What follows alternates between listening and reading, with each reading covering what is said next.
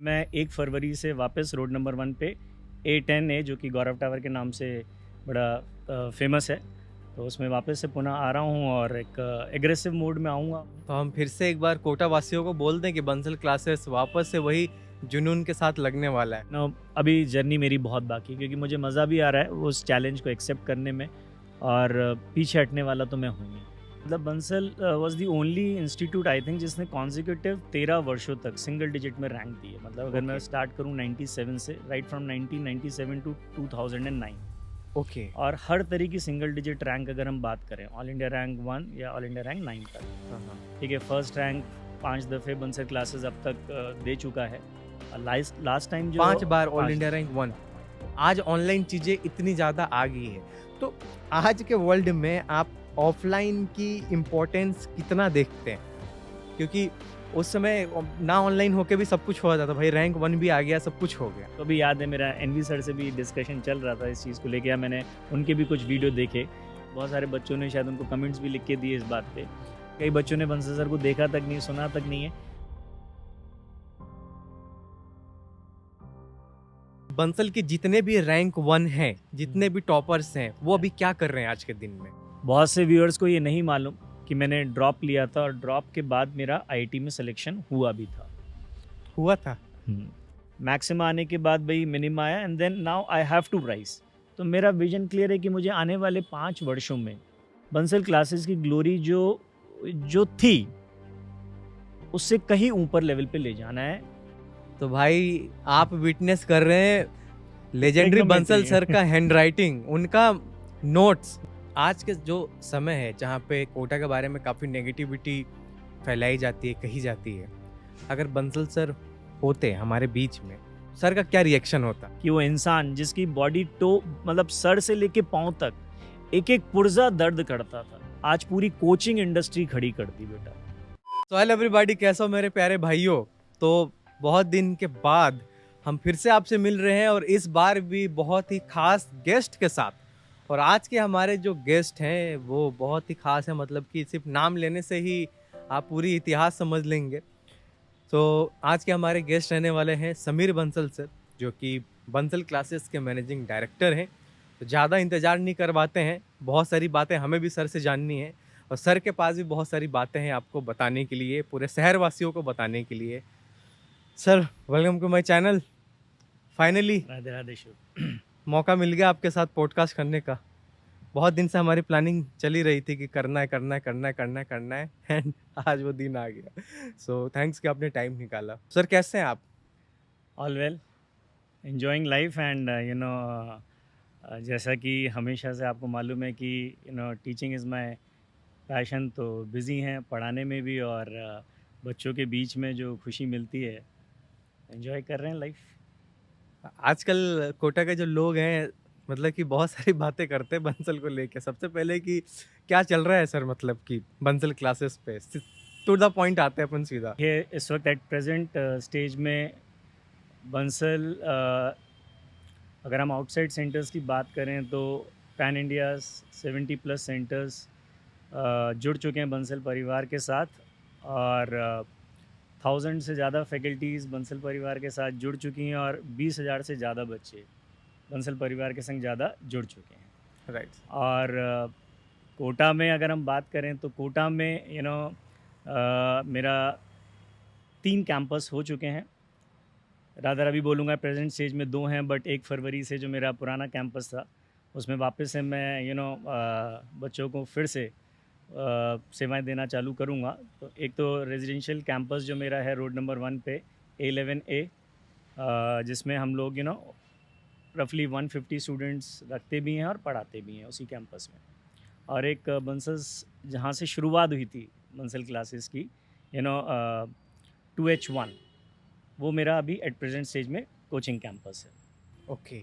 But मैं 1 फरवरी से वापस रोड नंबर 1 पे A10A जो कि गौरव टावर के नाम से बड़ा फेमस है, तो उसमें वापस से पुनः आ रहा हूँ और एक एग्रेसिव मोड में आऊँगा और कोशिश करूँगा कि ऑनेस्टी के संग वापस चीज़ों को संभालूँ। तो हम फिर से एक बार कोटा वासियों को बोल दें कि बंसल क्लासेस वापस से वही जुनून के साथ लगने वाला है। देखिए जुनून में तो वैसे भी पहले भी कमी नहीं थी, बट हाँ अब उसको अपन कह सकते हैं कि और उसमें चार चांद लग जाएंगे। क्या बात है सर, बहुत अच्छी बात है।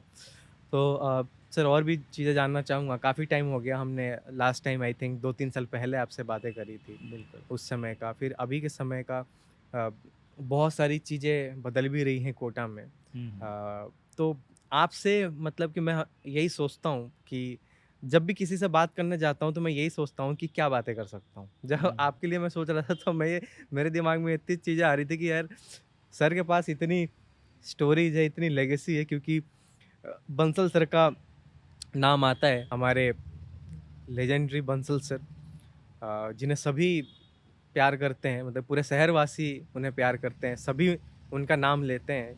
उनका जो योगदान है इस शहर की ग्रोथ में, उसको कभी भुलाया नहीं जा सकता है। तो सर के बाद कैसा रहा लाइफ और कैसी रही जर्नी? कितने याद करते हैं सर को? देखिए मेरा ऐसा मानना है, याद हम उस इंसान को करते हैं जिसको हम भूल जाते हैं। हाँ, तो बंसल सर जैसे कहते हैं ना कि हमारी आत्मा में ही बसे हुए हैं। उनकी जो फ़िलॉसफ़ी है, उनकी जो आइडियोलॉजी हमेशा से रही है, और अभी तो ये नहीं सिर्फ़ हमारे अंदर ही, इनफैक्ट मेरे ख़्याल से कोचिंग इंडस्ट्री में जो भी कहीं न कहीं किसी न किसी कोने में बंसल सर के संग कभी जुड़ा था, आज कोशिश करता है कि उनके सिद्धांतों को फ़ॉलो करें। बट सिर्फ़ आपने जो ये बात रखी अभी, तो मैं थोड़ा-सा इतिहास आपको बताना चाहूँगा, और ये बहुत कम लोगों को पता है। एक्चुअली जैसे काफ़ी लोग मेरे से पूछते थे बंसल क्लासेस की स्थापना हुई कब? हुँ, अब स्थापना तो मतलब फाउंडिंग स्टोन जिसको कहते हैं, तो वो तो सिर्फ बंसल सर ही बता सकते थे, और बंसल सर के मुंह से हमने काफ़ी दफ़े सुना कि सर ने 1 जुलाई 1981 से एक बच्चे से पढ़ाना चालू किया, जेके कॉलोनी में, पुनीत पांडे। और फॉर्मली आईआईटी जेईई के लिए सर ने कोचिंग जो चालू करी, मतलब कोचिंग नहीं बोलूँगा बट स्वयं, क्योंकि सर बाय प्रोफेशनल इंजीनियर थे, तो उन्होंने 85 से आईआईटी के लिए फिज़िक्स और मैथ्स दोनों पढ़ाना चालू करी। और कोचिंग इंस्टीट्यूट की स्थापना अगर आप बोलेंगे, तो वो हम 96 से बोलेंगे। जब हम ये बोलते हैं कि अंडर वन रूफ 3 टीचरों ने आईआईटी के लिए पढ़ाना चालू किया। 96। 95 तक अकेले ही सर मैथ्स और फिज़िक्स खुद ही पढ़ाते थे, और इनफैक्ट कई बार केमिस्ट्री भी पढ़ा लेते थे। तो 96 मैं बोलूँगा वाज़ द फर्स्ट ईयर जब actually under one roof 3 teachers, आज भी मुझे याद है, बंसल सर, ज्ञान गौतम एंड 97 में आई थिंक आरकेवी सर की एंट्री हो गई थी। तो फिज़िक्स के लिए शुरू में तो भांति-भांति के टीचर आए थे 96 में, बट फॉर्मली 97 में the very first person was RKV sir. आपको याद है जब आरकेवी सर आए थे बंसल पे? बिल्कुल, बिल्कुल, बिल्कुल याद है। अच्छा, बिल्कुल तो याद है। मतलब कि मैं स्वयं पढ़ा हुआ हूँ उनसे। कैसे उनको लाया गया था बंसल पे? ये भी एक मतलब एक स्टोरी इसके संग अटैच्ड है, क्योंकि मैं हमारा जो 2K14 जो विज्ञान नगर वाला मकान है, मुझे आज भी वो दिन याद है। यू नो आरकेवी सर इंटरव्यू के लिए आए थे, और यू नो एक जुनून उनके चेहरे पे जो था, कि सर के सामने जब बैठे कि सर ये जॉब मुझे चाहिए, और मैं बहुत अच्छी फ़िज़िक्स पढ़ाना चाहता हूँ।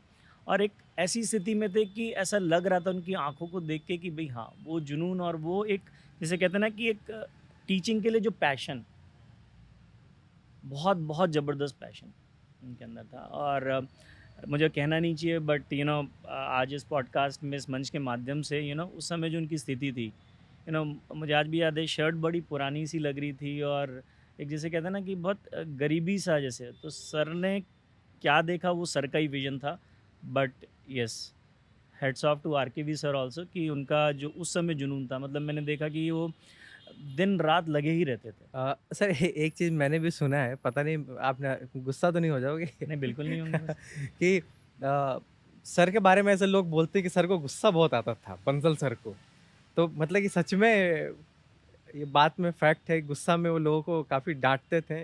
देखिए सर का गुस्सा एक जेन्युइन बात पे आता था, और फिर प्यार भी करते थे सर। और अच्छा। आप ये मेरे ख्याल से इस बात को आप स्वयं मानेंगे कि वैसे जब इंसान कहीं ना कहीं एक फिजिकली चैलेंज्ड पर्सन, अगर कुछ कर वैसे नहीं सकता कि वो उठ के खड़ा होके अगर समझा नहीं सकता है, तो वो कहीं न कहीं शब्दों के माध्यम से वो गुस्सा निकलता था। लेकिन वो गुस्सा हमेशा से सही बात पे निकलता था, और लेटर और सूनर हँसी मज़ाक की बात है, बट धीरे-धीरे हर टीचर कहने लगा कि सर आप हमें भी डाँटिए, क्योंकि जिस-जिसको सर ने डाँटा, लाइफ बन गई हूँ। क्या बात है। थोड़ी एकेडमिक वाइज बात करेंगे क्योंकि सर बंसल का जो एकेडमिक है और बंसल का मतलब कि पढ़ाई के बारे में, टॉपर्स के बारे में आज भी लोग बातें करते हैं। मतलब कि आज भी ऐसा कहना है कि भाई बंसल ने जिस लेवल पे पढ़ाया है, अ, वो जानना चाहूँगा आपसे कि क्या-क्या करवाया जाता था? ऐसा क्या ख़ास था सर बंसल में कि इतने हम उस ज़माने में टॉपर्स देखते हैं कि उस समय बंसल के इतने ऐसा कितने ईयर वन है सर बंसल पे टोटल अभी? देखिए करेंटली अगर आप मतलब Bansal was the only institute I think जिसने कॉन्जिक्यूटिव 13 वर्षों तक सिंगल डिजिट में रैंक दी है। मतलब अगर मैं ओके, स्टार्ट करूँ 97 से, राइट फ्रॉम 1997 टू 2009, ओके। और हर तरह की सिंगल डिजिट रैंक अगर हम बात करें, ऑल इंडिया रैंक 1 या ऑल इंडिया रैंक 9 तक, हाँ, हाँ। ठीक है। फर्स्ट रैंक 5 दफ़े बंसल क्लासेस अब तक दे चुका है। लास्ट लास्ट टाइम जो 5 बार ऑल 5 इंडिया रैंक 1 हाँ, बिल्कुल। 2005 से पहले तक की बात है, नहीं, नहीं, लास्ट ऑल इंडिया रैंक 1 जो आई थी that was in 2015। 2015। Madhya Pradesh का ही छात्र था सत्वत जगवानी। तो पहला कब आया था सर? भरतपुर का छात्र था नितिन गुप्ता इन 2000। 2000 में। हुँ। मतलब कि नया सेंचुरी से ही टॉपर्स स्टार्ट हो गए थे मतलब आने। आप ये कह सकते हैं कि कोटा में उससे पहले बाहर के स्टूडेंट उतने नहीं आते थे, बट 2000 के बाद कोटा में बाहर के स्टूडेंट्स आने लगे। तो सर जैसे कि पढ़ाई के बारे में ही बात कर रहा था, उसमें एक पॉइंट ये भी मैं पूछना चाहूँगा कि आज पूरे देश भर से बच्चा कोटा आता है। उस हुँ। समय क्या आप लोग की ऐसी भी तैयारी होती थी कि यार हमें देश भर से बच्चे लाने हैं? क्योंकि आज मतलब कि आज तो है कि भाई बच्चा आ रहा है। हुँ। उस समय सिर्फ़ लोकल बच्चे आते थे, यहीं के राजस्थान के बच्चों का ही सिलेक्शन होता था या बाहर के भी बच्चों का आना होता था? देखिए वो दौर था जब मार्केटिंग का इतना बूम, या हम कह सकते हैं कि हम आईटी का इतना एडवांसमेंट नहीं था। हाँ, तो माउथ पब्लिसिटी से ही बच्चा कोटा में आया है उस दौर में। मतलब ऐसा हमारा कभी इंक्लिनेशन नहीं रहता था कि हम पब्लिसिटी या मार्केटिंग करके, क्योंकि तब बंसल सर हमेशा, या बंसल क्लासेस में हमेशा सिलेक्शन टेस्ट हुआ करता था। और मुझे याद है आज भी, यू नो 15 से 20 हज़ार बच्चा सिलेक्शन टेस्ट में बैठता था। अच्छा। और सर जो सिलेक्शन क्राइटेरिया था वो बहुत टफ था। तो आई थिंक रफली 2000 और 3000 स्टूडेंट हम लोग लेते थे। 2 से 3000 टेस्ट के थ्रू, 25,000 में से। हाँ, मतलब रफली 15 से 20 हज़ार बच्चा सिलेक्शन टेस्ट में तो बैठता था। वो जो बच्चा होता था पूरे देश भर से आता था? हाँ, वेरियस सेंटर्स पे टेस्ट होते थे। कौन ईयर की बात होगी सर ये? कौन से ईयर की बात होगी? देखिए 2005 में मेरी शादी हुई थी, तो 2006 में तो मैं स्वयं कलकत्ता गया था टेस्ट कंडक्ट कराने।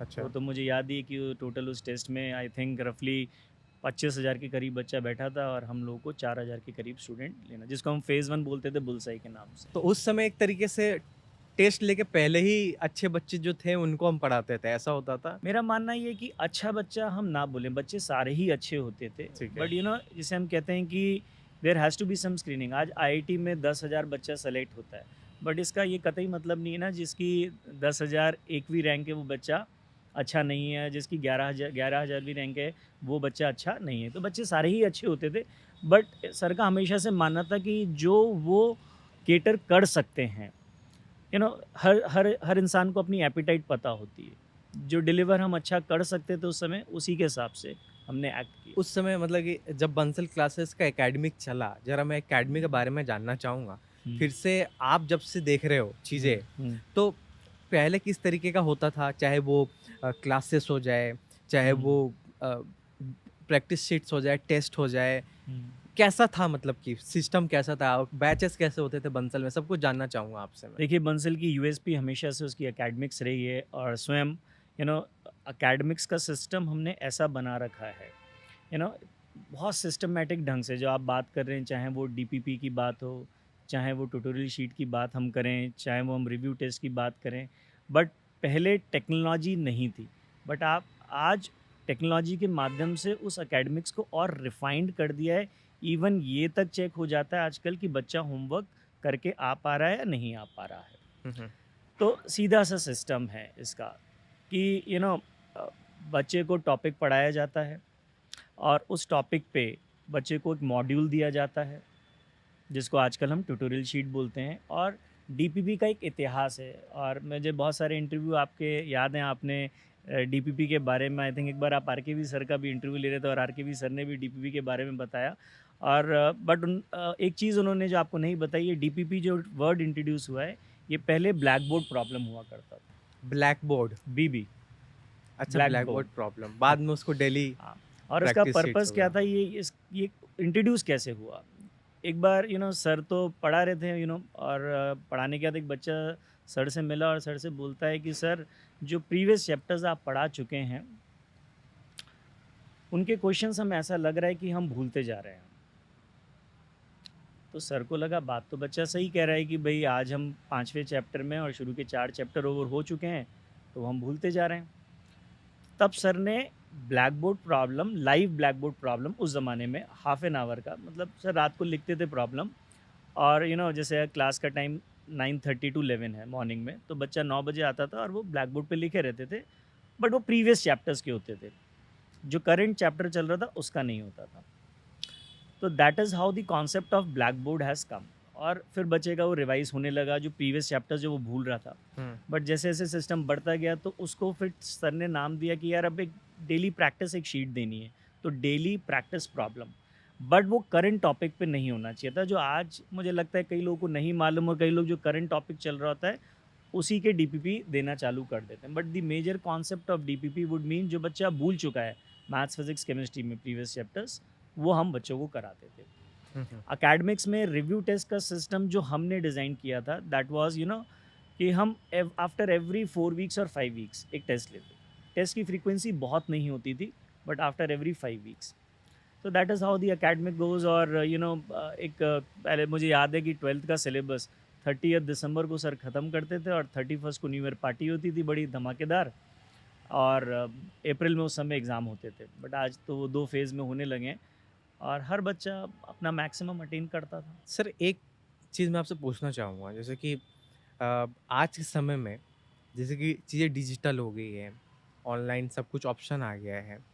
ब उस समय में जब रैंक आते थे, तो मतलब कि जितने भी एयर 1 आए या सिंगल डिजिट में रैंक आए सब आपके सामने आए, तो आपने देखे हैं उन सभी बच्चों को और पढ़ाए भी आपने बच्चों उनमें से कुछ बच्चों को शायद आपने पढ़ाया भी है। तो मैंने 2015 का जो टॉपर है, क्योंकि मेरा एक्चुअली अगर आप बोलें वैसे तो मेरी जर्नी हाँ, चालू हुई थी, इस बीच में आपको रोका है मैंने, 2002 1 अप्रैल से मेरा जर्नी चालू हुई थी। इस मतलब टीचिंग वर्ल्ड में मैं आ चुका था। बट एक्चुअली में 2012 का जो बैच था, वहाँ से मेरा, जिसको हम बंसल में जो टॉप बैच कहते थे, वहाँ से मेरा टेन्योर चालू हुआ है। ठीक है। तो जैसे कि उस समय में अ, रैंक आते थे सिंगल डिजिट में, ऑल इंडिया रैंक 1 आते थे बंसल से, जबकि उस समय ना ऑनलाइन था, कुछ ऑनलाइन का नाम पे कुछ हो एग्ज़िस्ट भी नहीं करता होगा उस समय। आज ऑनलाइन चीज़ें इतनी ज़्यादा आ गई है। तो आज के वर्ल्ड में आप ऑफ़लाइन की इम्पोर्टेंस कितना देखते हैं? क्योंकि उस समय ना ऑनलाइन होके भी सब कुछ हो जाता था, भाई रैंक 1 भी आ गया, सब कुछ हो गया। हुँ। क्या आज उस ऑफ़लाइन के सिस्टम में कितना उसका कितना रेलेवेंट है वो, कितना इम्पोर्टेंट है वो, क्या मानते हो आप इस चीज़ को? देखिए सिड, अगर आप आज ये इंटरव्यू मेरा, मैं यहाँ नहीं होता, मैं बॉम्बे में बैठा होता, और हमें करना ही होता आज ये सब बातें, तो ऑनलाइन हो तो जाता, बट क्या आपको वो मज़ा आता? नहीं। नहीं आता वो। हाँ, हाँ। Offline can not be substitute by any medium. हुँ, हुँ। मेरा मानना ये है कि ऑनलाइन भी ज़रूरी है, but offline can not be completely replaced by online. But अगर हम वन टू वन मैपिंग या बहुत स्मॉल स्केल में, जैसे हम कहते हैं, जब बंसल सर ने चालू किया था डाइनिंग टेबल पे 10 बच्चों को पढ़ा, ऑनेस्टली बोल रहा हूँ मैं ये चीज़ आपके चैनल पे, अगर 10 बच्चों का या 8 बच्चों का एक बैच ऑनलाइन में बनता है, हुँ, और तब हम उसको पढ़ाते हैं, क्योंकि दैट कैन बी सीन और that can be visualise and that can be monitored also, तो वो बच्चों के संग जस्टिस होगा, क्योंकि तब एक teacher one two one mapping में इंटर है। बट अगर हम सोचें कि हम फिजिकली सिर्फ ऑनलाइन पे एक एक एक ऑनेस्ट वे में हम वो चीज़ दे सकते हैं बच्चों को, मेरा ऐसा मानना है नहीं। हुँ। बट हाँ, सर्टेनली अगर आप बोलें आज सिड को आईटी की तैयारी करनी है, मेडिकल की तैयारी करनी है, सर मैं तो वन टू वन मैपिंग में आपसे पढ़ूंगा, ठीक है क्या? तो दैट ऑब्वियसली फिर वो ऑफलाइन और ऑनलाइन बराबर हो जाएंगे इस केस में। ऑनलाइन में ये सब सुधार की ज़रूरत है। हाँ, बिल्कुल, मतलब आप अगर छोटे बैच साइज़ में, अगर आप जिसको हम कहते हैं, क्योंकि फिर वो मेरे को भी याद है, मेरा एनवी सर से भी डिस्कशन चल रहा था इस चीज़ को लेके, या मैंने उनके भी कुछ वीडियो देखे इस चीज़ को लेके एनवी सर ने था। बनाए थे ना ये ऑनलाइन को लेकर तो वीडियोस। हाँ। उन्होंने बच्चों से भी पूछा था भई ये, क्योंकि वो काफ़ी परेशान थे कि भई हम कैसे मॉनिटर करें, आज बच्चा जो है वो ऑनलाइन में क्लास में है भी या नहीं है, वो काम कर भी रहा है या नहीं कर रहा है, और बहुत सारे बच्चों ने शायद उनको कमेंट्स भी लिख के दिए इस बात पे। तो मेरा ऐसा मानना है कि अगर ऑनलाइन में हम थोड़ा बैच साइज़ को छोटा करके पढ़ाएँ तो that can be equivalent to offline. तो आज भी ऑफलाइन रेलेवेंट है। बिल्कुल, आज मतलब फ़िज़िकल, अब आज बच्चा ऑफ़लाइन में हमारे सामने टीचर का बॉडी लैंग्वेज, टीचर का एक्शन जब वो देखता है, टीचर खड़े होके पढ़ा रहा है, टीचर उससे बात कर पा रहा है, वन टू वन मैपिंग में चाहे आप कुछ भी कहें, बच्चा डिस्ट्रैक्ट नहीं हो रहा है। ऑनलाइन में डिस्ट्रैक्शन की पॉसिबिलिटी थोड़ी बढ़ती है। एक बच्चे को चाहे वो एवरेज हो या अच्छा हो, अगर वो अच्छा है तो उसको टॉपर बनाना, और वो एक एवरेज है तो उसका सिलेक्शन करवाना। हुँ।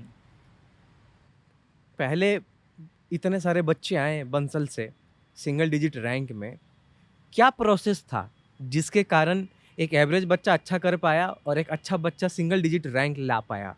ये मतलब कि कैसे आपने एकेडमिक रखा? क्या प्रोसेस है ये यहाँ तक पहुँचने का, ये गोल अचीव करने का? नहीं, आपका प्रश्न बहुत सही है, बट अगर मैं वन लाइन में इसका आंसर दूँ तो there has to be strict discipline. एक टेरर उस ज़माने में बंसल सर का हुआ करता था, टीचर को भी और टॉट को भी। अगर 9 बजे क्लास चालू होनी है तो 9 बजे ही होती थी। टीचर भी टाइम पे क्लास पे आता था और बच्चा भी क्लास में टाइम पे, और बच्चा क्लास में मोबाइल लेके नहीं आता था। प्लस क्योंकि आज ये समस्या, हमने तो यहाँ पे रूल बना दिया है कि कोई भी बच्चा क्लास में मोबाइल लेके नहीं आ सकता है। ठीक है क्या? हम वापस उस दौर में चले गए हैं, और ये मुश्किल भी नहीं था। शुरू में मेरे पास चैलेंजेस आए इसको लेके, बट मैं देखता हूँ कि आज पीछे वाली रो में जो बच्चा बैठता है, टीचर पढ़ा रहा है, कहीं न कहीं डिस्टर्बेंस आता है, और वो उसकी जेब में मोबाइल होता है। बट आप, क्या बच्चा जब 8, 9, 10 में स्कूल में था तो क्या मोबाइल ले जाना अलाउड है स्कूल में? आज प्राइमरी एजुकेशन में जो हमने सीखा है स्कूल में, हमें वो लाने की ज़रूरत है। ये डिसिप्लिन का ही एक आउटकम था जो बंसल सर का, या जो बंसल सिस्टम का जो बंसल सर ने बनाया। और बात तो सिर्फ टॉपर की नहीं है, आज भी मुझे याद है 2005, 6, 7, 8, यू नो हम ये कह सकते हैं शुरू के 6 बैच 100% सिलेक्शन होते थे, और ये नहीं, उसका मतलब ये नहीं कि 7th बैच से सिलेक्शन ही नहीं होते थे, वो 90% जाता था। और आप, हर वो बच्चा मेरी नज़र में टॉपर है, हर वो बच्चा मेरी नज़र में हीरा है, जो आईआईटी जेईई जैसे इंडिया के टफेस्ट एग्जामिनेशन में, इंडिया का टफेस्ट एग्जामिनेशन है आईआईटी, वर्ल्ड का सेकंड टफेस्ट एग्जामिनेशन है, उसको क्रैक कर रहा है। इसलिए अच्छा लगता है हम फर्स्ट रैंक लाए हैं, अच्छा लगता है कि, बट मुझे ऐसा लगता है कि कोई भी रैंक लाना, हर बच्चा टॉपर है वो, मेरी नज़र में तो। डिसिप्लिन की बहुत सख्त ज़रूरत है। आज हम एक ही चीज़ सिर्फ, इस आपके मंच के माध्यम से मैं गुजारिश करना चाहूँगा, अगर हम ये कोशिश कर सकें कि हम क्लासरूम में बच्चों को मोबाइल लाने से रोक सकें, जैसे स्कूल में, तो थोड़ा-सा मुझे लगता है कि इससे और सुधार आएगा। हम प्रयास कर सकते हैं। सर, बंसल के टॉपर्स के बारे में मैं बहुत लोगों को बात करते हुए देखता हूँ, जिसमें से एक सबसे ज़्यादा बात करते हुए आजकल मैं देखता हूँ डूंगाराम चौधरी। हुँ, जो ढूंगाराम चौधरी हैं, मतलब कि इनके बारे में ऐसा कहा जाता है कि ये हिंदी माध्यम के बच्चे थे और इनका रैंक 1 आया, मतलब कि हिंदी माध्यम से एडवांस में रैंक 1 आया आईआईटी में, और पता ही नहीं था किसी को। बाद में इन्होंने आके बंसल सर को बताया कि सर मेरा तो रैंक 1 आया है। मतलब कि इस बात में कितनी सच्चाई है, मतलब कि फैक्ट है इसमें? देखिए, मैं थोड़ा-सा इस पे आपको शुरू से बताना चाहूँगा कि डूंगाराराम चौधरी जो था, ये उस ज़माने की बात है, सन 2002 में इसकी फर्स्ट रैंक आई थी, और डूंगाराराम चौधरी ने तीसरी दफ़े ये एग्ज़ाम लिखा था। मतलब 12th में रहते हुए, तो एक्चुअली वो जोधपुर के पास एक छोटा-सा गाँव है, जहाँ पे उनके फादर आई थिंक शायद दूध बेचते थे या क्या कुछ इस काइंड ऑफ समथिंग उसमें थे। तो बच्चा बहुत गरीब था, और यहाँ पे विज्ञान नगर में आके, विज्ञान नगर में ही उस समय हम लोग का चलता था सिस्टम, छोटे से रूम में रहता था और खुद ही खाना बनाता था, खुद ही। उस बच्चे ने 12th में रहते हुए तो सिर्फ उसने 12th निकाला, देन उसके बाद उस ज़माने में 2000 में एआई ट्रिपल ई होता था, हुँ, हुँ। उन्होंने ड्रॉप लिया था एआई ट्रिपल ई के लिए। उसके बाद जब सेकंड ड्रॉप लिया वो आईआईटी के लिए लिया, और उस बच्चे की, हमारे यहाँ वो 13 में था, और X1 बैच में था। तो उस बच्चे की 19th रैंक, मुझे आज भी याद है, 19th रैंक क्यूमुलेटिव उसकी रिपीटर्स में चलती थी, टॉप 5 में भी नहीं था वो। अच्छा। आईटी का रिजल्ट आया भाई, सबकी देखी, क्योंकि नॉर्मली 12th के जो टॉपर्स है 2002 में बाकी जितने टॉपर्स हैं उन सबका देखा गया, और इनका रिजल्ट वास्तव में नहीं देखा गया था, क्योंकि भाई ठीक है, अब शुरुआत में तो नहीं देखा गया, बट लेकिन टॉपर का फिर फ़ोन आ जाता था, एंड देन ही रश टू बंसल सर कि सर मेरी फर्स्ट रैंक आई। अच्छा, एकदम से सरप्राइज कर दिया। भाई सर ने बोला, भाई उस समय चाचा जी का नाम एक्चुअली घर का टिल्लू, हम्म। टिल्लू क्यों रिजल्ट क्यों नहीं देखा भाई? तो ये सही इंसिडेंस था, लेकिन हाँ मतलब उसकी ऑल इंडिया रैंक फर्स्ट जो उस ज़माने में 2002 में, और एक ऐसा, और ये अभी तक की हिस्ट्री है, रिपीटर्स बैच में से आज तक आईटी में ऑल इंडिया रैंक 1 रिपीटर से कभी नहीं है ये, इनको छोड़ के। हम्म हम्म हम्म हम्म गजब है। अच्छा सर, एक चीज़ में मतलब कि मेरे दिली इच्छा था जानने के लिए, और ये आपके अलावा कोई बता भी नहीं पाएगा। पूछिए ना। आप, अगर आपको जितना याद हो पाए आप बताना, हाँ। कि बंसल के जितने भी रैंक 1 हैं, जितने भी टॉपर्स हैं, वो अभी क्या कर रहे हैं आज के दिन में? देखिए जो 2000 का टॉपर है नितिन गुप्ता, उससे तो मेरी अभी थोड़े दिन पहले ही बात हुई थी, मतलब थोड़े दिन तो नहीं, रादर 2 महीने पहले बात हुई थी। वो आईटी कानपुर में प्रोफेसर हैं, आई थिंक आपको पता भी होगा, ओके। भरतपुर के रहने वाले हैं, ठीक है क्या। और किसी सिलसिले में मैंने फ़ोन किया था, ऐसा था ना कि ऐसे मतलब वो सर से पढ़ा था, हाँ भाई कौन समीर सर? अरे मैंने कहा भाई नितिन, मैं क्योंकि 2000 में मैं 20 इयर्स का था और वो 18 इयर्स का था, 17 इयर्स का हाँ, एग्ज़ाम दिया था। लगभग भाई वो तो सेम एज बंसल के। सर से पढ़ा था। मैंने हाँ। कहा यार मेरे को नितिन एक काम है, ऐसा-ऐसा मुझे कुछ काम था, और मतलब जैसे प्रोफ़ेसर होते हैं टिपिकली, मतलब साइंटिस्ट टाइप। तो Nitin Gupta he is right now in IT Kanpur. Dungara Ram Chaudhary इस वक्त यूएस में है। यूएस में ऐसा जहाँ तक मेरी नॉलेज का सवाल है। और 2007 में अचिन बंसल बठिंडा से ऑल इंडिया रैंक 1 आई थी उसकी। तो अचिन बंसल से कांटेक्ट हुआ था बहुत साल पहले मेरा, और आई थिंक अभी शायद रिसेंटली आके भी गया है वो इंडिया। वो भी आई थिंक बाहर है, यूएस में, आई थिंक। यूएस है यूके में, हाँ ऐसे के। हाँ हाँ। ठीक है। और हाँ। 2008 का टॉपर तो आपको पता ही है, हमारे शितिकंठ बिहार के। तो यूनिक टॉपर थे वो, मतलब अभी मतलब उस जैसा topper, one of the rarest topper Shitikanth, उसकी भी स्टोरी है, बताऊंगा आपको। और सतवत ने एमआईटी, आपको पता ही है। वो क्या कर रहे हैं 2008 वाले टॉपर? शितिकंठ का I have no idea, okay, मुझे ठीक है। आइडिया नहीं है शितिकंठ का, बट सतवत से मेरी रेगुलर बात होती रहती है, क्योंकि मैंने उसको पढ़ा है, उसकी वो रेगुलर टच में मेरे। सो 2015 के टॉपर थे हाँ, सतवट। हाँ, वो एमआईटी में ही है, और वहीं उसने एमआईटी में पढ़े रहे। ओके। कंप्लीट US कर लिया में। उन्होंने, यूएस में वहीं जॉब कर रहे अच्छा। हैं एज अ प्रोफेसर उसको। कुछ सर आज तो जान के जाऊंगा मैं सर, क्योंकि मुझे भी शॉर्ट्स के लिए, रील्स के लिए वीडियो चाहिए। टॉपर्स की कुछ बताओ सर आप कहानियाँ मुझे, हाँ कुछ ऐसी जो काफ़ी इंस्पायरिंग हो या कुछ अलग हटके हो। अच्छा, आप मुझे एक बात का जवाब दीजिए, मैं पूछता हूँ कि आप आज के इस युग में, अगर आपको मालूम है कि सामने क्लास में जो बच्चा पढ़ रहा है वो ऑल इंडिया रैंक 1 का है, तो क्या टीचर उसको क्लास से बाहर निकाल सकता है पहले अगर पता हो जाए आज के confirm युग तो। में? हाँ, उसको पता है कि यार नहीं, ये नहीं, ये नहीं। मतलब मेरे इंस्टीट्यूट का फर्स्ट रैंकर है, नहीं नहीं और नहीं। उसके संग मतलब भाई डिसिप्लिन की सीमा उस चरम सीमा पे कि उसको हम छोटी सी गलती पे उसको, भाई आज तो क्लास आप बाहर जाइए, नहीं कर सकते। नहीं कर सकते। तो एक छोटी सी स्टोरी इस बच्चे की, शितिकंठ की, मुझे 2008 का वो सीन आज भी याद है। बंसल सर की हैबिट थी, वो क्लास में 5 मिनट पहले घुसते थे, और सर का था कि भाई नहीं, क्लास में लेट नहीं आना बिल्कुल। सर क्लास में घुस गए, और आई थिंक परमुटेशन का चैप्टर चल रहा था, और शितिकंठ जो है वो जस्ट 1 मिनट लेट पहुंचा क्लास में। हम्म। अच्छा कोई बात नहीं, सर ने कहा भाई ठीक है, 8 मिनट पहुंचो, अंदर आओ। अच्छा डिस्कशन जो करना था वो हॉल एंड नाइट की बुक से वो सब डिस्कशन था। तो सर ने ऐसे ही पूछा, बेटा हॉल एंड नाइट की बुक लाए हो? उसने कहा नहीं सर। सर ने कहा बेटा घर जाओ, घर जाओ। घर जाओ। और आज की क्लास ओवर। क्या बात कर रहे हैं? वो दिन था, मतलब और सर को ही मालूम था ये बच्चा। सर ने 2007 के ओरिएंटेशन में बता दी थी ये बात कि 2008 का जो टॉपर है मैं प्रेडिक्ट कर देता हूँ वो शितिकंठ होगा। हाँ। पहली भविष्यवाणी सर ने कर दी थी, और उसकी क्लिपिंग भी है। आप व्यूअर्स को बताना वो क्लिपिंग।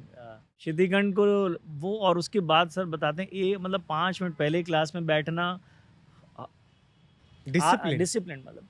और उस समय ये नहीं होता था ना कि बच्चे मतलब वास्तव में गुरु शिष्य, और आज भी जो बहुत अच्छे बच्चे हम बोलेंगे, आज भी वो वैसे ही हैं। अच्छा, मैं ये तो टॉपर की बात होगी। मैं टीचर से भी काफ़ी सुनता हूँ कि सर जो थे काफ़ी स्ट्रिक्ट थे। टीचर में भी दहशत रहता था एकदम से कि भाई सर आ गए, लेट नहीं होना चाहिए, आप फटाफट क्लास में घुसो, या लेट भी हो जाए तो सर डाँट देते थे। क्या होता था ऐसा? देखिए मेरा मानना ये है कि वही इंसान जो चीज़ें खुद पे इम्प्लीमेंट करता है वही इंसान डाँट सकता है सामने। तो सर स्वयं खुद इतने डिसिप्लिन, आप सोचिए सर खुद तैयार नहीं हो सकते थे। खुद सर को तैयार करने के लिए महावीर जी, सर खुद टिप टॉप होके दाढ़ी-वाढ़ी बना के टाई-वाई पहन के बिल्कुल समय पे जब पहुँच सकते हैं, तो एक स्वस्थ आदमी क्यों नहीं टाइम पे पहुँच सकता? तो अगर सर उस बात पे डाँटते थे या डिसिप्लिन को प्रायोरिटी पे रखते हुए, क्योंकि जो भी सर सोचते थे वो बच्चों के लिए ही सोचते थे। तो मेरा ऐसा मानना है कि जिन-जिन टीचरों को सर ने डाँटा भी होगा, तो वो टीचर्स भी जो अगर ये सुन रहे होंगे इस चैनल के माध्यम से, उनको भी पता, और वो भी ये कहेंगे कि नहीं हाँ, सही बात पे डाँटा और आज हमारी लाइफ बन गई। और ये सर का नाश्ता बड़ा फ़ेमस था। एवरी संडे ये sir used to call few teachers, और वो Sunday to Sunday cycle repeat होती थी, बच्चों को बुलाते थे। इसमें हैप्पीनेस मिलती थी सर को। लेकिन हाँ, और ऐसा नहीं वो गुस्सा सर का सिर्फ टीचर्स, आज कोई भी ये नहीं कि आज मैं सर का सन हूँ तो मुझे वो डाँट नहीं पीटेगी, नहीं, मेरी ट्रेनिंग भी उतनी ही रिग्रेस हुई है सेठ। आप बिलीव नहीं करेंगे, मैंने रात-रात भर बैठ के कॉपीज़ चेक करी है। मुझे आज भी याद है 2002 में जब मैंने चालू किया, ये नहीं कि क्योंकि मैं बंसल सर का बेटा हूँ इसलिए बच्चे मुझसे पढ़ते, नहीं। मैं एक ऑथर भी हूँ और बहुत मेहनत करी है, बहुत। स्वयं मैं मुझे बहुत प्राउड फीलिंग होती है कहते हुए कि यस, कि हमारी वो ट्रेनिंग हुई है, वो रिगरस ट्रेनिंग हुई है, वो संस्कार हमें मिले हैं, कि ग्राउंडेड रहिए हमेशा, और बच्चों के लिए सबसे पहले कुछ करिए, तब आपको बच्चों से प्यार मिलेगा। सर सर के बारे में जानना चाहूँगा और कुछ कि बंसल सर का डेली रूटीन क्या रहता था? देखिए मैं वैसे तो आपको एक वीडियो के माध्यम से ये चीज़ बताना चाहूँगा, आप स्वयं बंसल सर का, क्योंकि इस पे एम्स के डॉक्टर भी हैरान थे कि एक मस्कुलर डिस्ट्रॉफी जो प्रिडिक्ट कर दिया गया था कि एट द एज 24 इयर्स में, जब सर को ये बीमारी प्रिडिक्ट हुई कि 40 इयर्स में इस बीमारी का अंत हो जाता है। अच्छा, 40 इयर्स में। हाँ, बट सर की लाइफ स्पैन जो रहा था that was 71 years. Wow! Great. तो एम्स के डॉक्टर भी हैरान थे, और एम्स के डॉक्टर ने भी यही प्रश्न किया था बंसल सर से कि सर आप हमें दिन के 24 घंटे अपने कैसे बिताते हैं, उस पे एक वीडियो बना के दें। हुँ, तो हुँ। कुछ अंश मैं उस वीडियो के आपको दिखाना चाहूँगा, बट शॉर्ट में मैं आपको ये बताता हूँ कि सर बहुत डिसिप्लिन्ड वे में 7 घंटे जो सोना है तो सोना है, टाइम पे उठना है तो उठना है, फिर पूरा पूरा प्रॉपर शेड्यूल सर का एक रहता था। आप ये सुनिए, ये जो 1 मिनट का जो ये वीडियो है, हाँ सर, प्ले ये करें। मतलब छोटा-सा एक अंश है, बच्चों को भी अच्छा लगेगा, क्योंकि कई बच्चों ने बंसल सर को देखा तक नहीं है, सुना तक नहीं है। वीडियो पे जो है, जो आज यूट्यूब पे देख लेते हैं, तो आप देखिए। Although I was a mechanical engineer from IT BSU way back in the year 1971, but because of problems of my muscle disorder, I had no alternative except to shift to teaching profession way back in 1981 for my own survival.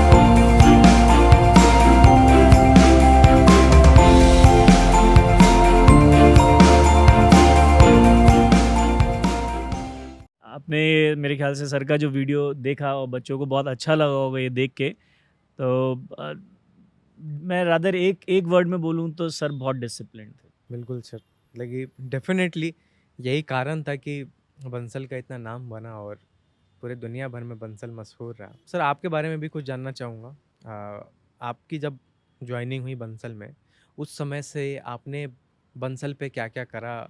कैसे सँभाला बंसल को? और अब आज की भी परिस्थिति मैं जानना चाहूँगा कि जैसे कि रिलायंस का अपन देख लें तो मुकेश अंबानी, धीरू भाई अंबानी के जो लेगेसी थी उसको यहाँ से यहाँ लेके चले गए। आप बंसल की लेगेसी कहाँ लेके जाना चाहते हो? पहले से आपकी अब तक की जर्नी और आगे तक का विज़न जानना चाहूँगा आपसे। आपके इस मंच के माध्यम से बच्चों को ये बताना चाहूँगा कि मैंने 97 में आईआईटी का पेपर दिया और मेरा शुरू से ये माइंडसेट था कि मेरे को बाहर नहीं जाना है, क्योंकि मैं अपने घर की परिस्थितियाँ देख ली थी और सर की परिस्थिति को देखते हुए कि मैं सर को नहीं छोड़ सकता था, क्योंकि मस्कुलर डिस्ट्रॉफी में फैमिली का सपोर्ट बहुत इम्पॉर्टेंट होता है। बट मैं आईआईटी करके आना चाहता था। बहुत से व्यूअर्स को ये नहीं मालूम कि मैंने ड्रॉप लिया था और ड्रॉप के बाद मेरा आईआईटी में सिलेक्शन हुआ भी था। हुआ था? जिसको हम एक्सटेंडेड लिस्ट बोलते हैं। उस समय मरीन इंजीनियरिंग के एग्ज़ाम के लिए एक्सटेंडेड लिस्ट निकलती थी, तो मेरा एक्सटेंडेड लिस्ट में सिलेक्शन हुआ था, जो हमारे समय पे 2700-2800 बच्चे लेते थे, उस ज़माने की बात बता रहा हूँ, और फिर 300 स्टूडेंट्स की एक्सटेंडेड लिस्ट निकलती थी। But marine engineering was not my cup of T, क्योंकि मुझे पानी से थोड़ा डर लगता है। देन आई डिसाइडेड कि मैं ठीक है, कोटा में ही अपनी ग्रेजुएशन कंप्लीट करूँगा। मैंने एमएससी मैथ्स में किया और आई वाज गोल्ड मेडलिस्ट। और 2002 से मेरा सफ़र चालू हुआ और बहुत रिगरस तरीके से। 2005 में मेरी शादी हुई। मेरी वाइफ महिमा बंसल, वो भी बंसलाइटी थी और उन्होंने भी मेरे साथ बंसलाइट थी? हाँ, बंसल सर की स्टूडेंट थी 2001 में। अच्छा। क्या बात है। तो महिमा ने लक्ष्मणगढ़ इंजीनियरिंग कॉलेज से कंप्यूटर साइंस इंजीनियरिंग करी और जॉब मांगने आई थी सर से। तो सर को पसंद आ गई। सर ने कहा शादी करोगे मेरे बेटे से? क्या बात कर रहे हो। एक मूवी बन जाएगी इस पे तो। और लोग बात शायद बच्चे समझते हैं सर की लव मैरिज है, बट ऐसा नहीं है। मेरी लव मैरिज नहीं है। लव सर को हुआ था, मैरिज मैंने करी है। प्रोसेस नहीं कर पा रहा मेरा दिमाग। हाँ। मतलब कि मैम आई सर के पास जॉब के लिए 2001 में हाँ। मैम पढ़ के लक्ष्मणगढ़ कॉलेज में हुआ। ठीक है। 2005 में निकली और कॉलेज से निकल के ही मेरे फादर इन लॉ कोटा के हैं, बड़े रिनाउंड डॉक्टर हैं, डॉक्टर ए.पी. शुक्ला। तो उनके फादर ने कहा बेटा बहुत सारे टीचर्स हैं, अच्छा पे है, तो तुम भी बंसल में पढ़े हो, वहीं काम कर लो। तो कॉलेज से निकलते ही मतलब लाइक जैसे कहते हैं ना कि भाई वो तो इंटरव्यू देने आई थी और सर को पसंद आ गई कि मेरे बेटे के लिए एकदम परफेक्ट जोड़ी। 2005 दिसंबर में शादी होगी। अरे वाह, क्या बात है। 10 दिसंबर। तो बंसल सर, क्या बात है, बंसल सर तो एकदम सर इसमें भी टॉप निकले। और उसमें भी सर का विजन उस समय भी क्लियर था। मतलब जैसी तय हुई इसके नेक्स्ट डे बेटा पढ़ना चालू कर दो। पढ़ाना है हमें। शादी हुई नहीं थी, एंगेजमेंट होते ही मेरे को याद है रिलेशन का चैप्टर था, 11th को पढ़ाना था, एंड में वो महिमा ने पढ़ाया था। वाह। बहुत डेडिकेटेड। और मेरे साथ 8 साल आईटी के लिए पढ़ाया उन्होंने। 2005 से पूरा 2013 तक ये बात पहली बार रिवील हो रही। आम लोगों में होगी लेकिन बाकी पब्लिक जनता में पहली बार बात जाएगी। और 2009 में सर को जब हार्ट अटैक आया और फिर सर उससे भी मतलब सर के लिए एक शब्द में मैं सर को डिस्क्राइब करूं तो फाइटर।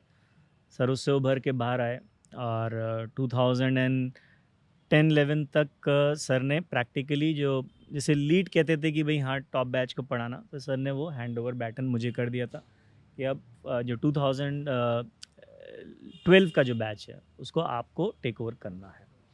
तो राइट फ्रॉम अगर मैं अपनी इनफैक्ट 2012 भी नहीं बोलूँ, 2010 ही बोलूँ, क्योंकि 2010 से मैंने सारे बच्चों को जो टॉप बैच के थे वो मैंने पढ़ाए। फिर मतलब लाइक समीर अग्रवाल 2010 का टॉपर, 11th वेद रतन दीक्षित, 12 अभिनव गुप्ता, 13 का तो रिजल्ट ही बहुत शानदार था बंसल क्लासेस का 2013 में। मतलब आप बिलीव नहीं करेंगे बट पहले 150 में 19 रैंक थी। और ये सब मैं क्योंकि इन सब बच्चों को मैंने पढ़ाया तो मैं ऑफ एंड मैं मेरे टिप्स पे हैं सब ना। मतलब उत्कर्ष कुमार वो IAS बन चुके हैं, अभी रांची में उनकी पोस्टिंग है वहाँ।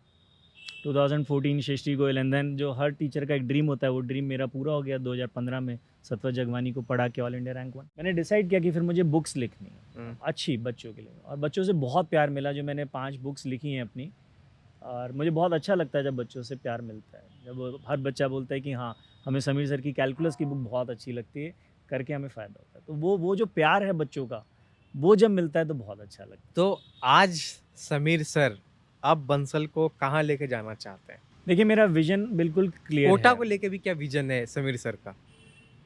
बिल्कुल, मैं एक-एक करके आपकी बात का जवाब दूँगा। इस मंच के माध्यम से मैं व्यूअर्स को ये बताना भी चाहूँगा, और मुझे सर की हमेशा से एक बात मेरे ज़हन में रहती है कि रात को आपको नींद अच्छी आनी चाहिए, कुछ ऐसा काम ना करना जिससे रात को नींद आपकी उड़ जाए। तो सेठ मैं बहुत जल्दी में नहीं हूँ कि मैं रातों-रात की एक दिन में ही कुछ ऐसा करिश्मा कर दूँ, क्योंकि डेफ़िनिटली मुझे ये कहते हुए बिल्कुल भी नहीं, क्योंकि ये ना हम लोग कैलकुलस में बच्चों को पढ़ाते हैं कि between 2 maxima there exist a minima. Maxima आने के बाद भई मिनिमा आया, and then now I have to rise.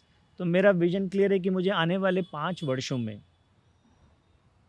Bansal classes की ग्लोरी जो थी, उससे कहीं ऊपर लेवल पे ले जाना है।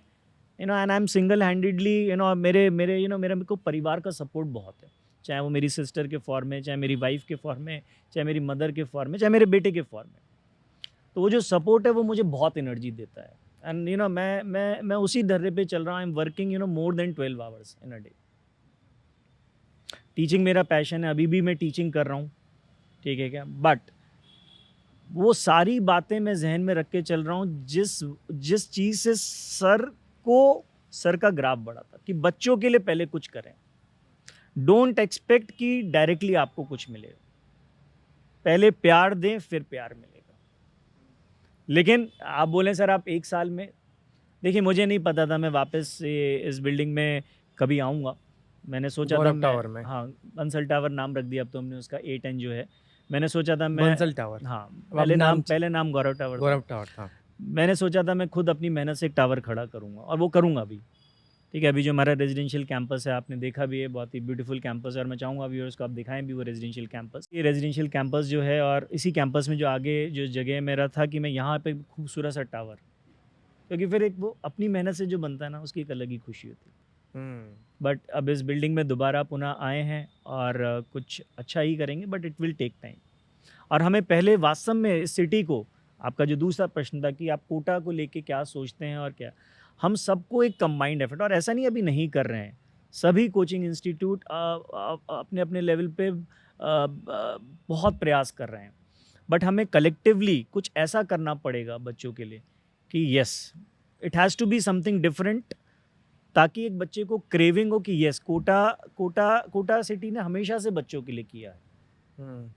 बट अभी कहीं ना कहीं हमें उस चीज़ पे पुनः विचार करना पड़ेगा कि हम कलेक्टिव एक ऐसे एफर्ट्स लगाएं कि बच्चों को वो प्यार, लेकिन एक सख्ती के साथ, एक डिसिप्लिन वे के साथ, क्योंकि देखिए ये तो बात फैक्ट है, भाई बहन हुए ना प्री मेरा ऐसा मानना है डिसिप्लिन वे में, क्योंकि हम बहुत excess of everything is bad ना। तो आज के जो समय है जहाँ पे कोटा के बारे में काफ़ी नेगेटिविटी फैलाई जाती है, कही जाती है, अगर बंसल सर होते हमारे बीच में, और ऐसे तो सर हैं है ना, पर सही में फिजिकली अगर सर होते हैं तो सर का क्या रिएक्शन होता? सिड ये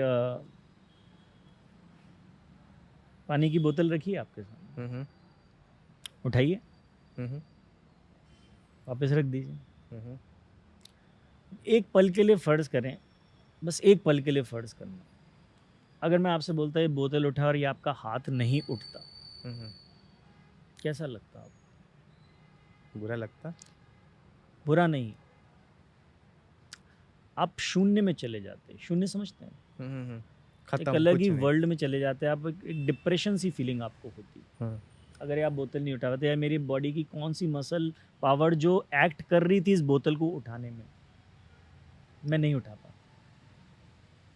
ऑन द अदर हैंड मैं आपसे बोलता, यू सेड आपको है ना, यदि एक किताब पढ़नी है बस, वो किताब पढ़ना मुश्किल है या ये बोतल नहीं उठा पाने का डिप्रेशन मुश्किल है? वो किताब पढ़ना आसान है ना, और अगर ये नहीं उठा पाते तो डिप्रेशन। तो आपने जो पूछा अगर सर होते इस समय और सर के पास कोई बच्चा आता, मेरा मानना है कि ना स्टूडेंट को प्लेजर फील करना चाहिए पढ़ने का, एक हाँ। एन्जॉय। मैं वास्तव में अभी एक इंटरव्यू सुन रहा था, एक बड़े ही महान क्रिकेटर हैं, मतलब उन्होंने अपने इंटरव्यू में बोला कि भाई हम लोग तो अपना गेम एंजॉय करते थे बहुत, हाँ। और कभी होता था कि भाई बारिश आ गई है या बारिश का लग रहा है तो हम भगवान से प्रार्थना करते थे बारिश ना आए, क्योंकि हमें पैशन था, हमें वो गेम खेलना है, हमें मज़ा आता था वो गेम खेलने में। आज की युवा पीढ़ी आईपीएल में बहुत प्रेशर है, भाई प्रेशर है तो मत खेलिए ना।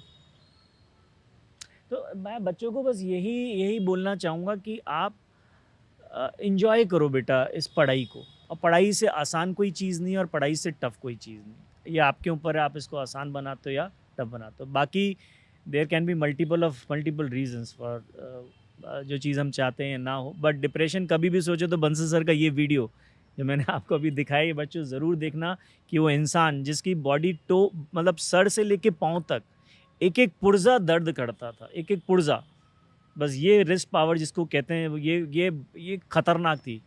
आज पूरी कोचिंग इंडस्ट्री खड़ी कर दी बेटा। तो प्यारे बच्चों, ये शब्द ना निकालें डिप्रेशन और ये सारी चीज़ें, ठीक है? आप सोचिए एक 24 साल की आयु में जिस बच्चे को पता लगे कि उसको मस्कुलर डिस्ट्रॉफी और डॉक्टर बोल रहा है कि at the age group of 40 years आपकी डेथ हो जाएगी, उससे बड़ा डिप्रेशन बच्चों क्या होगा। बट मेहनत करी ना, संघर्ष किया ना, आज वो संघर्ष नहीं करते तो आप सोचिए ना क्या होता। तो आपका कोई ना कोई ऐसा अपना ज़रूर होगा, कभी ऐसा हो आपको लगे, कभी ऐसी स्टेज लगती है तो एटलीस्ट डिस्कस विद समवन, मतलब जो आपको लगता है कि आपको समझे। Right sir. और सर ये मैं काफ़ी टाइम से इस पे नज़र जा रही, ये जो आपने डायरी खाता लाया है, ये कॉपी क्या है, मतलब कि ये पुरानी इतनी कॉपी क्या लेके आए हैं आप, ये क्या है? ये सर का 1981 फर्स्ट जुलाई जब सर ने जेके सिंथेटिक्स से वर्क करते भी थे उस समय, तभी से पढ़ाना चालू कर दिया था, तब का ये रजिस्टर है। 1981? ये देखिए आप जेके सिंथेटिक्स। ओह माय गॉड, सही में? और उसमें सर ने बहुत सारे इसमें सर ने अपनी हैंडराइटिंग से सवाल किए। ये एसेट है, ये प्राइसलेस चीज़ है। अरे थोड़ा सा दिखा सकते हैं? बच्चे आता है सर कैसे लिखते थे, सर की हैंडराइटिंग कैसी थी, सर हमें देखना है सर कैसे कैसे वर्क करते थे। सिर्फ एक पेज दिखा सकते हैं? थोड़ी सी इसकी हालत ऐसी, बट मैं ट्राई करूँगा। सिर्फ एक पेज दिखा दीजिए। हाँ। ओके चलिए, मैं ये इंडेक्स बना, बट मैं सर की हैंडराइटिंग आपको दिखाता हूँ उस ज़माने की। ठीक है। ये देखिए, तो भाई आप विटनेस कर रहे हैं लेजेंडरी बंसल सर का हैंडराइटिंग, उनका नोट्स, मतलब उनके हाथ से लिखा और हुआ ऐसे नोट। एक नहीं सर के, तो मैं ये मेरे पास बहुत सारे रजिस्टर सर के, और आप विश्वास नहीं करेंगे जो आज का आप कंप्यूटराइज देखते हैं ना सारी शीटें, हाँ। ये लिटरली अपने हाथों से एक एक चीज़ें लिखी हुई हैं सर। वाह। आ, ये तो फिर देख के बच्चे बोलेंगे कि हमें दिला दो। एक्चुअली बाकी लोग भी आपको कांटेक्ट करने लगेंगे कि सर हमें दे दो सर का नोट्स। पता नहीं, मुझे ऐसे लगता था आज उस ज़माने के बच्चे या टीचर्स कितने लकी होंगे जो सर से मिले होंगे, क्योंकि सारी सारी मतलब सारा स्ट्रेस दूर हो जाता था सर से मिल के।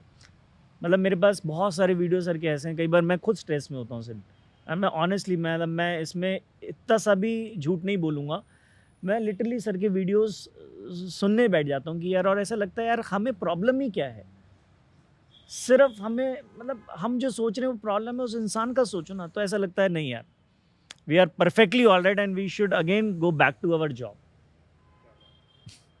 वो एनर्जी, वो जुनून आ जाता। और एक सवाल कोटा के लोगों के लिए, क्योंकि कोटा के लोग जो हैं आज भी बंसल के लिए काफ़ी, उनके दिलों में यादें हैं, प्यार है। तो कोटा के लोगों को क्या कहना चाहेंगे, क्योंकि आज के समय में कोटा के लोग काफ़ी परेशान रहते हैं कि भाई कोटा का क्या होगा नहीं होगा। कोटा के लोगों को क्या मैसेज देना चाहेंगे? बड़ा आम से आम लोग, चाहे वो एक फल वाला हो, ऑटो वाला हो, एक कोचिंग में स्टाफ हो, एकदम आम से आम लोगों तक को क्या मैसेज देना चाहेंगे आप? हाँ, देखिए वन लाइन में तो इसका आंसर देना बहुत मुश्किल है। बट मुझे ऐसा लगता है कि पहली चीज़ मैं वैसे इसका प्रयास कर रहा हूँ और अभी मैं किसी का इंटरव्यू सुन भी रहा था एक वास्तविकता जो मैंने भी कई दफ़े इस चीज़ की अप्रोच करी है। हमें कोटा में सबसे पहले सर की एक प्रतिमा ज़रूर लगानी चाहिए क्योंकि सर की हाँ, प्रतिमा, ठीक है। सर मतलब एक ईश्वर का आशीर्वाद आप समझिए या ईश्वर के रूप में एक बहुत प्योर सोल इस पृथ्वी पे आए थे और लोगों का कल्याण करके चले गए। तो कोटा सिटी में सर का जो कोटा सिटी को उठाने में जो सर का कंट्रीब्यूशन रहा, हमें लगता है, मुझे ऐसा लगता है पर्सनली, मैं ऐसा फील करता हूँ कि सर की एक प्रतिमा होनी चाहिए कोटा सिटी में कहीं ना कहीं। उससे सर की ब्लेसिंग्स इस सिटी पे बनी रहेंगी और मुझे ऐसा लगता है कहीं ना कहीं बच्चों को उसको देख के अच्छा लगेगा। यस। दूसरा मैं मैसेज ये देना चाहूँगा सभी को कि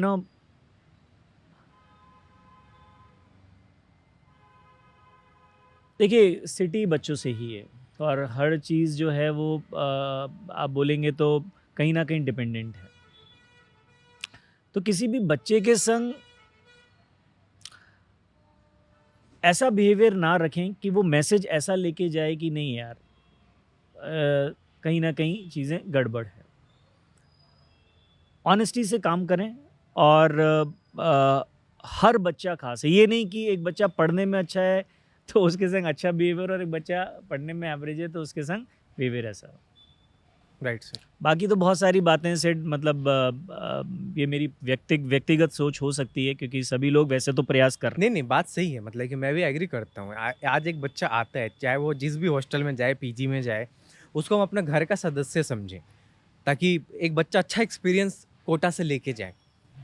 हाँ, बिल्कुल। मैं ये नहीं कह रहा हूँ कि आप अपने अपने रूल्स एंड रेगुलेशन उस चीज़ को ख़त्म करें, वो डिसिप्लिन में रखना ज़रूरी है। डिसिप्लिन में रहे, हाँ।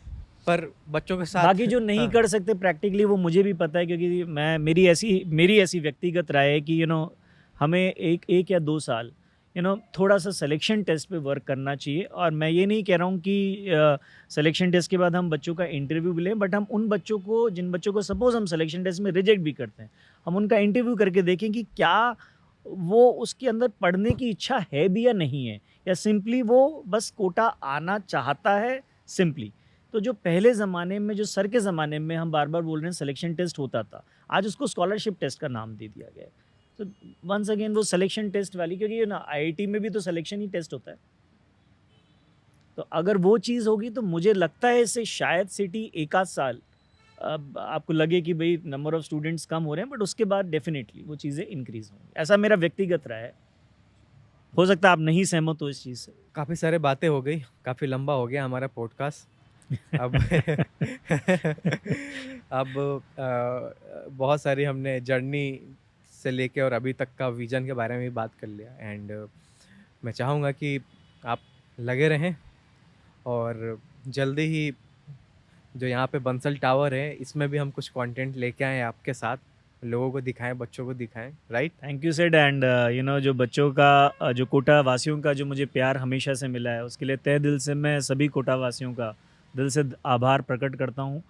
और अभी जर्नी मेरी बहुत बाकी है क्योंकि मुझे मज़ा भी आ रहा है उस चैलेंज को एक्सेप्ट करने में। और पीछे हटने वाला तो मैं हूँ नहीं, क्योंकि सर ने कभी पीछे हटना सिखाया ही नहीं हमें। odds to fight against odds is nothing but life ना। life is all about challenges। क्या बात है। तो ये पॉडकास्ट आग लगाने वाला है आपको, मतलब कि मार्केट में। देखिए मैं इसमें मतलब बस यही बोलूँगा कि मैं अभी 10 में से 2 पे खड़ा हूँ। अभी वो 8 पॉइंट्स अभी और आगे हैं। अभी बहुत जर्नी बाकी है, अभी बहुत मेहनत बाकी है सिर्फ। तो हम एंड करते हैं इस पॉडकास्ट को। थैंक्स सर, थैंक्स अगेन कि आपने टाइम निकाला पॉडकास्ट के लिए। Thank you so much. Thank you sir.